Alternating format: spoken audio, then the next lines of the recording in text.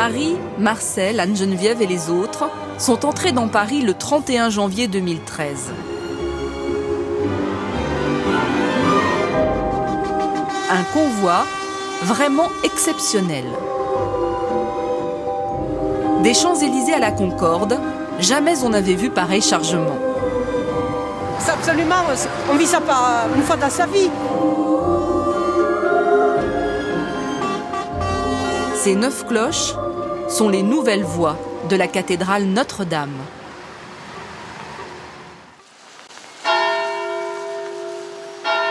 Mais leur histoire commence bien loin de Paris, dans la petite commune de Villedieu-les-Poêles, en Normandie. C'est un matin pas comme les autres, bien avant le lever du jour, dans la fonderie, un homme s'agite déjà. Il y a plein de petits trucs, vous allez voir. Il s'appelle Stéphane Mouton, c'est le chef d'atelier et sa journée est minutée. Dans 5 minutes, ça roule. Il est 4h20, je regarde l'horloge. Pourquoi vous démarrez si tôt ? Oh, pour pouvoir mettre en chauffe correctement le métal et pouvoir couler à midi. Redis-moi quoi ?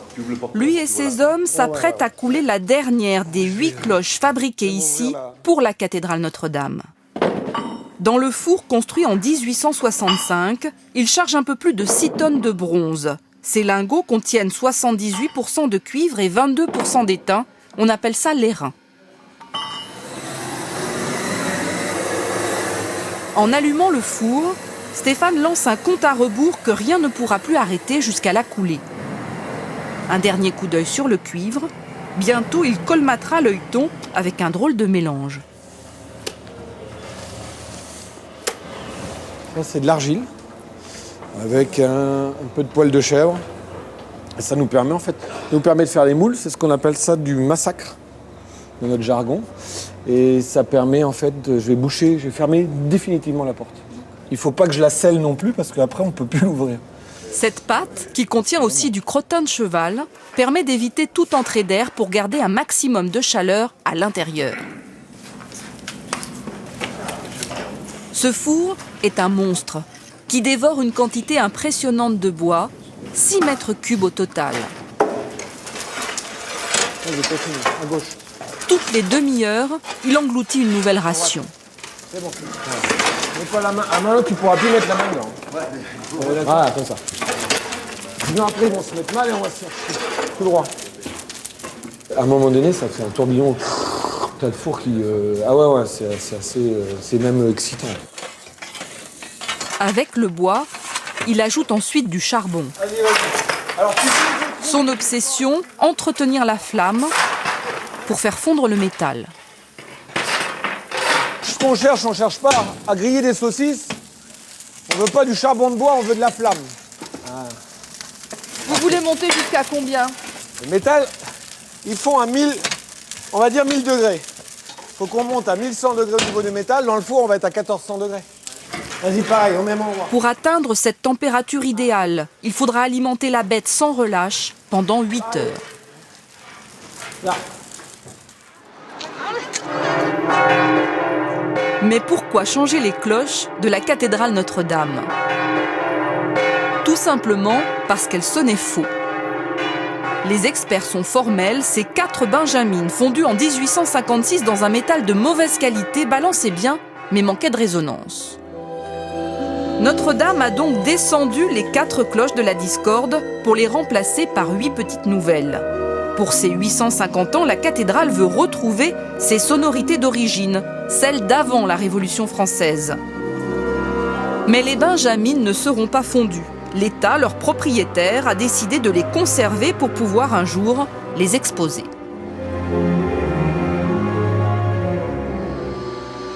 Retour à la fonderie de Villedieu-les-Poêles. La cheminée crache une fumée noire. C'est très bon signe, tout comme cette pluie d'escarbilles. Un prêtre maltais, client de la fonderie, est venu assister à la naissance de la dernière des 8 nouvelles cloches de Notre-Dame. In the name of the Father, and of the Son, and of the Holy Spirit. Amen. O Lord, bless this flame, which will soften. Il bénit ces flammes qui caressent le bronze. Il sera bientôt l'heure de couler le métal dans son moule.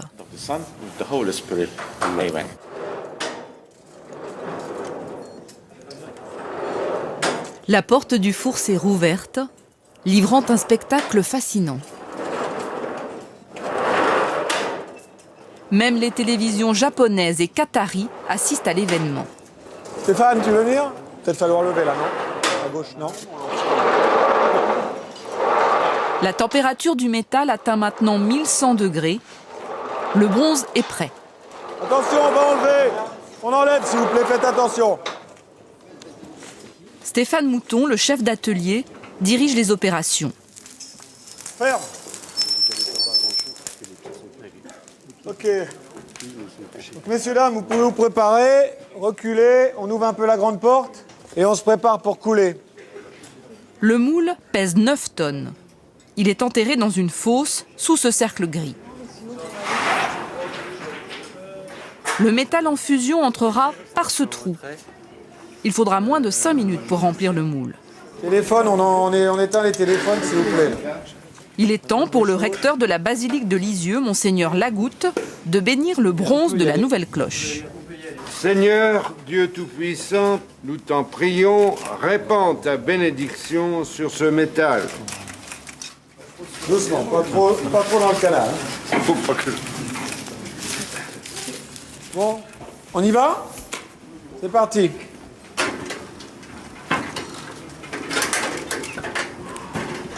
Ça vient, faites gaffe. C'est parti, Denis. Doucement, doucement, retiens.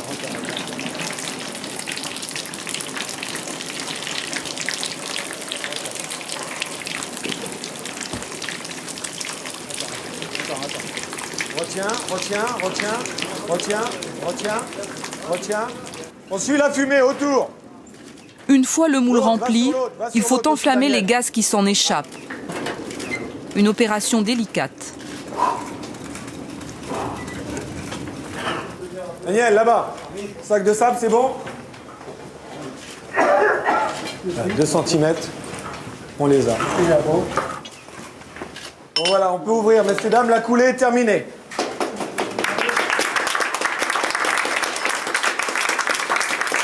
C'est du boulot, c'est de l'énergie, c'est... Et puis tout le monde y met de son cœur. Puis voilà, quoi. Donc là, il n'y a aucun souci, aucun problème. Plus en température 1040, super pour la température. On n'est pas trop chaud, on est nickel, c'est super, quoi. Donc voilà, quoi. Bon boulot. Ouais, super. Content. Ça y est, le sourire est là. On se décontracte. Il faudra 2 semaines de refroidissement avant de pouvoir démouler la cloche. Baptisée Anne-Geneviève, la belle garde encore son mystère. Bonjour, messieurs, dames. Une seule des 9 nouvelles cloches de la cathédrale Notre-Dame n'est pas née ici, le Bourdon-Marie. Ce colosse de 6 tonnes, décoré et patiné à l'ancienne, a vu le jour à Astène, aux Pays-Bas. Officiellement, cette fonderie industrielle a été choisie pour apporter une touche européenne aux célébrations des 850 ans de la cathédrale Notre-Dame. Là encore, des religieux étaient venus bénir le métal du futur Bourdon-Marie.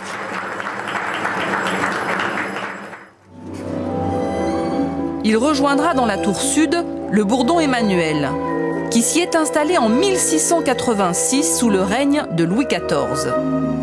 Marie aura pour mission de soulager ce tricentenaire de plus de 13 tonnes qui donne des signes de fatigue. Régis Singer, un campanologue, autrement dit un spécialiste des cloches, le connaît bien. Donc le battant ici qui fait 474 kg, c'est marqué. En l'an 2000, on l'a reprofilé, c'est-à-dire qu'il était un petit peu usé, on l'a mis dans un tour et on lui a enlevé quelques kilos. Il était un petit peu trop lourd. Donc on l'a, voilà, il a fait un petit peu régime. Et d'ailleurs, vous voyez, bon, même pour il fait quand même son poids. Alors ça, c'est la marque de frappe actuelle, mais vous avez ici, le bourdon a été tourné d'un quart de tour. On voit ici les anciennes frappes, donc on l'a tourné d'un quart de tour, justement pour les ménages. Emmanuel traverse les siècles et ne bourdonne que pour les grandes occasions. Les funérailles de Louis XIV, la libération de Paris en 1944 et tout dernièrement, l'élection du pape François.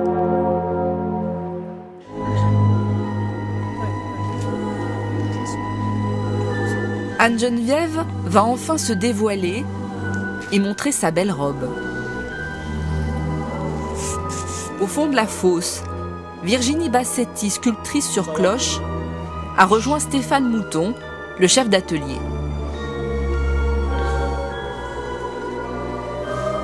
Sous sa chape d'argile, Anne-Geneviève apparaît noircie, comme brûlée. C'est noir, ça, hein. Ça, c'est les premières couches de terre qu'on arrive à passer au pistolet. Là, on les découvre. Hein. Je suis la seule à savoir ce que j'ai sculpté en détail. Diplômée des Beaux-Arts, Virginie travaille sur ce projet hors norme depuis 18 mois. Voilà, les deux prénoms. Ça se présente bien là.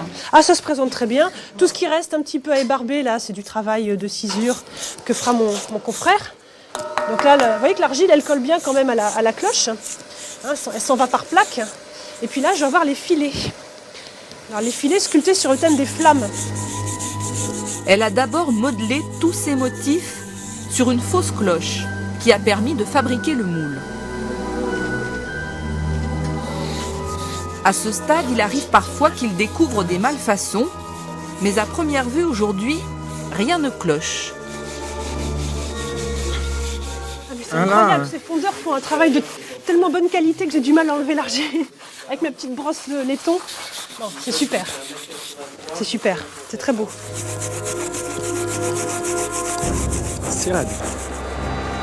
Anne-Geneviève pèse pratiquement 3,5 tonnes pour un diamètre d'1,72 m. Elle va être nettoyée, ciselée, polie, puis accordée.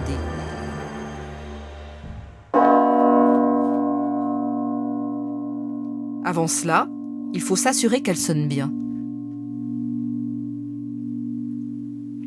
Pour Paul Bergamo, le directeur de la fonderie, c'est l'heure de vérité.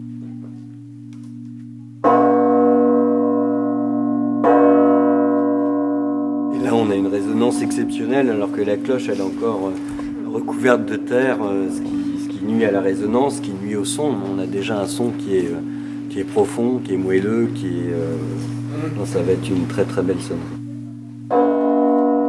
Les musiciens auront reconnu la note. Il s'agit d'un si. Dans quelques jours, Anne-Geneviève passera entre les mains de Yannick Tomada, sculpteur et accordeur de cloches, qui travaille ce soir-là sur Denis.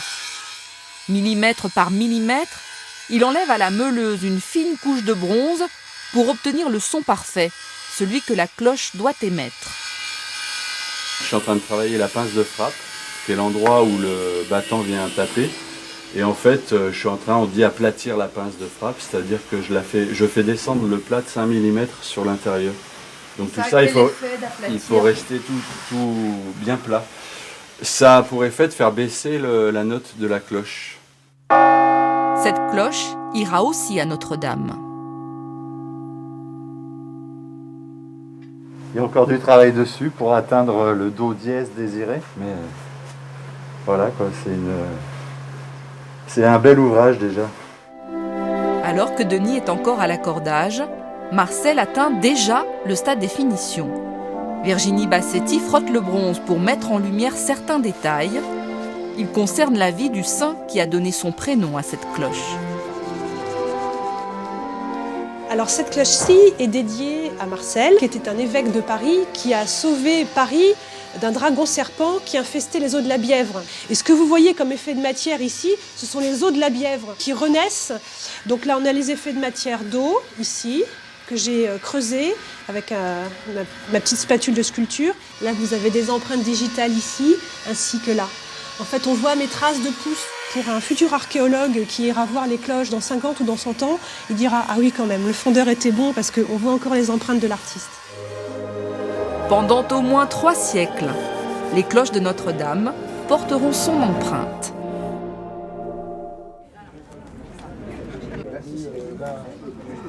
« 8 heures n'ont pas encore sonné au clocher de Villedieu-les-Poêles, mais Stéphane, le chef d'atelier, se prépare déjà pour le grand voyage.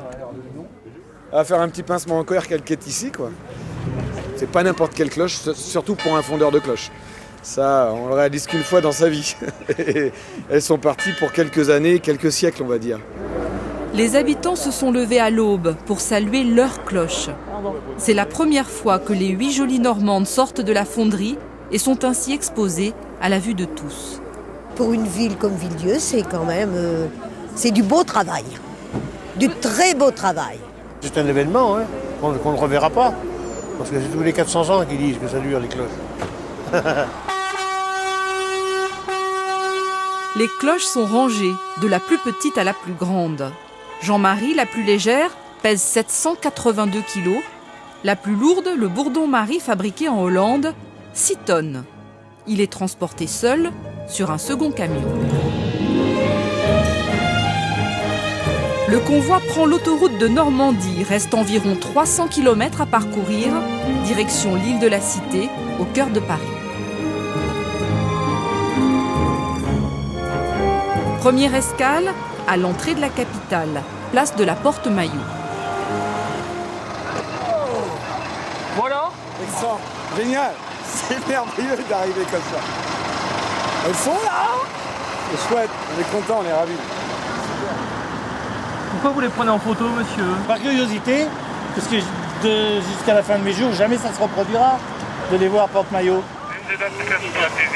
Ce carillon ambulant intrigue jusqu'au motard chargé de l'escorter. Heureusement, Stéphane n'est jamais avare d'une explication.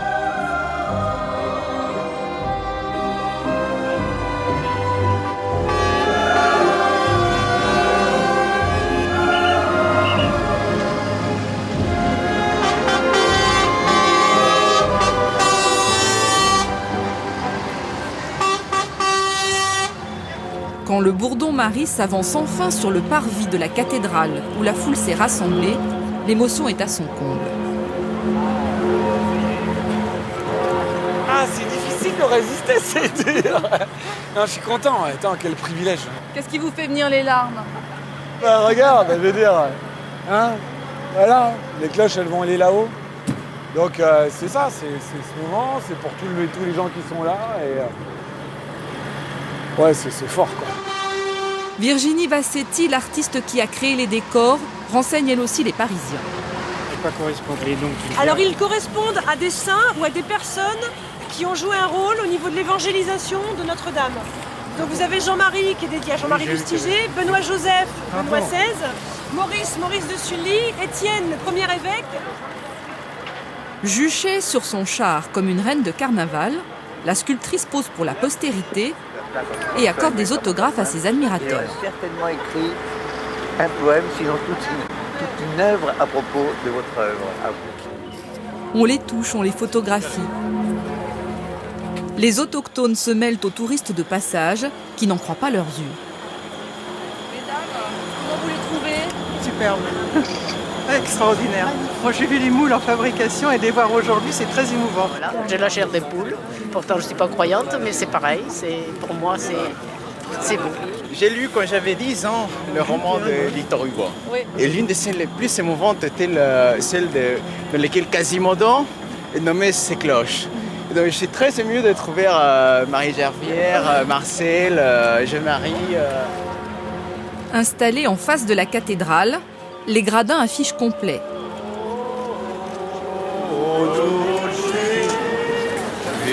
Monseigneur Jacquin, le recteur de Notre-Dame, est aux anges. On applaudit, bien sûr. Vous ressentez quoi aujourd'hui? Beaucoup de joie. C'est regarder les gens qui sont sur le gradin du chemin du Jubilé. Tout marche formidablement bien et les cloches sont merveilleuses. Et le bourdon sonne pour vous accueillir. Le Bourdon-Marie rejoindra bientôt dans la tour sud le vieux Bourdon Emmanuel. Avec Gabriel, Anne-Geneviève et toutes les autres, il sera exposé dans la nef de la cathédrale avant de prendre un peu de hauteur.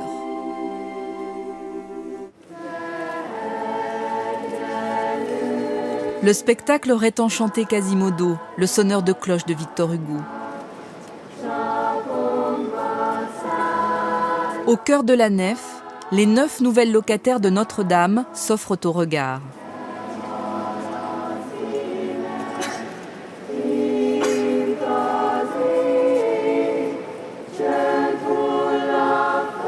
Cette galerie extraordinaire est très fréquentée. Près de 30 000 personnes en moyenne visitent chaque jour la cathédrale. Monseigneur Jacquin, son recteur, souhaite que le nouveau carillon reste à hauteur de paroissien pendant 3 semaines, quitte à tenter le diable. Qu'est-ce qui touche ça? Qu'est-ce qui fait ça? C'est absolument interdit de toucher aux cloches. Vous les regardez, vous les contemplez, vous les prenez en photo. Vous ne touchez pas aux cloches. Don't touch for the bells. Thank you very much. Ils se les accaparent, ils se les approprient pour qu'ils les aient dans le cœur, de manière après, parce que quand ils les entendront, ils se les représentent parce qu'ils les auront vus. Le seul autorisé à jouer avec les cloches, c'est le campanologue Régis Singer. Donc après, je prends Fa, Sol, La, Étienne. Avec ses diapasons, il a analysé les sons émis par chacune des cloches et vérifié que toutes étaient accordées sur le bourdon Emmanuel, qui sert de maître étalon. Est-ce que le fondeur a pu répondre à toutes vos exigences? Exactement. C'est-à-dire non seulement en intensité, en résonance de la cloche, en diamètre, en poids, et également l'analyse sonore. Parce que faire une belle cloche, ça ne suffit pas. N'oublions jamais qu'une cloche est un instrument de musique et non pas un objet qui fait ding-ding-dong. Non, non. Reste maintenant à installer les cloches dans les tours de la cathédrale. Ce travail se faisait autrefois à la force des bras. En 1686, il fallut 10 jours pour hisser les 13 tonnes du bourdon Emmanuel. Avec le treuil électrique, 4 nuits suffiront pour monter 9 cloches. Le remplacement des cloches de Notre-Dame coûtera au total 2 millions d'euros qui seront entièrement financés par les dons des fidèles. Et voici ce que répond Monseigneur Jacquin à ceux qui auraient préféré que cet argent serve à aider les plus pauvres. Il faut aussi faire des défis et des paris sur l'avenir. Et si on veut ne pas mourir, il faut penser et réaliser et entreprendre pour les générations futures. Qu'est-ce que c'est qu'une institution si elle ne fait que entretenir du passé et jamais se projeter sur l'avenir? D'accord. C'est amusant, on voit qu'il a fait froid, c'est du givre. Sous le beffroi de la tour nord, Régis Singer s'assure que ses compagnons tiennent la cadence. Ils n'ont plus qu'une semaine pour fixer les 8 cloches de Villedieu-les-Poêles. Donc là, on est en train de poser les ferrures de fixation qui vont maintenir la cloche sur le joug ou le mouton à l'aide, donc ici, des ferrures. Les poutres devront supporter près de 17 tonnes de charge. Les cloches les plus lourdes sont installées en bas, les plus légères à l'étage.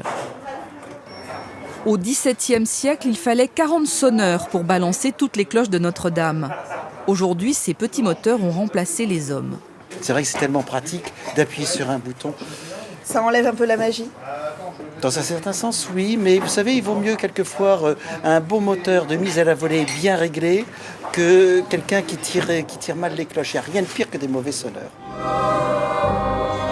Vous n'entendrez pas le timbre d'Anne-Geneviève, la cloche que nous avons vue naître. Vous n'entendrez pas non plus le bourdon Marie, installé dans la tour sud, près du vieil Emmanuel. Pour les découvrir, rendez-vous demain à 17 h au pied de la cathédrale. Les nouvelles voix de Notre-Dame nous promettent un concert de haute volée.